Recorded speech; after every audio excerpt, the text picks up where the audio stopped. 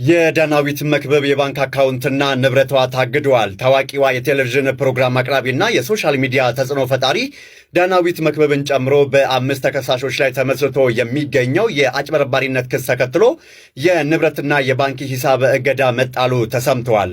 እንደ ኢትዮፒሊንክ ዘገባ ዳናዊት መክበብና ሌሎች 4 ግለሰቦች የተከሰሱት ወደ ውጭ ሀገር እንልካቸዋለን በሚል ከ13 ከሳሾች እያንዳንዳቸው 437,000 ብር ተቀብለው ሳይልኩ ቀርቷል በሚል ነው። ይህንኑ የክስ ሂደት መሰረት በማድረግ የቦሌ የመጀመሪያ ደረጃ ፍርድ ቤት 4ኛ ፍትሐ ብሔር ችሎት በሰጠው ትዕዛዝ የተከሳሾቹ የሚንቀሳቀሱና የማይንቀሳቀሱ ንብረቶች እንዲሁም የባንክ ሂሳብ እንዲታገድም ተደርጓል።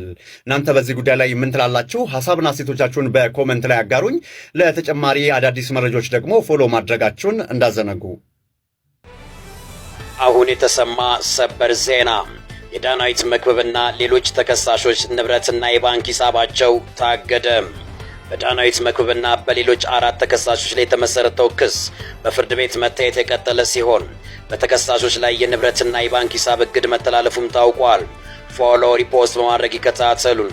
የቲቪ ፕሮግራም አቅራቢዋ እንዲሁም የሶሻል ሚዲያ ተጽዕኖ ፈጣሪዋ ዳናዊት መክበብ እና ሌሎች 4 ሰዎች የተከሰሱት ገንዘብ ተጭበርብረናል ባሉ ሰዎች እንደሆነ መዘገባችን ይታወሳል። ቁጥራቸው 13 የሆኑት እነዚህ ከሳሾች ያቀረቡት ክስ ግለሰቦችን ወደ ውጭ ሀገር እንልካቸዋለን ብለው ከያንዳንዳቸው 437,000 ብር እየተቀበሉ ቢሆንም ሳይልኩን ቀርቷል የሚል እንደሆነ በክስ ዝርዝሩ ላይ ተጠቅሷል። ከዚህም ከዚያም ነን። አዳዲስና ትኩስ መረጃ ለማግኘት ፎሎ በማድረግ ይቀላቀሉ። በጭራሽ ድሃ እንዳትሆኝ፣ በምንም መልኩ ድሃ እንዳትሆኝ። ምክንያቱም ድህነት ጥቃት ነው። ድህነት ቮይስለስነስ፣ ለሴት ደግሞ ድህነት መከራ ነው ከወንድም በላይ። አንድ ልጅ ወልጄ እሷው ስትሰቃይ ማየት ማለት ከማኝ መቃብሩ ለሽ ብዬ ብተኛ አሳራቂ ሰልችቷል ጭራሽ ብሶ በቅቶታል አይዞሽ በቅቶታል አይዞሽ ተንፌ እሽኮ ነበር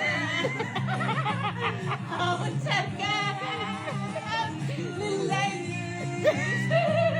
ልቤነፈ አብቅቷል አሳራቂ ሰልችቷል ጭራሽ ብሶ አይን አውጥቷል በቅቶታል በቅቶታል አይዞሽ በቅቶታል አይዞሽ አይዞሽ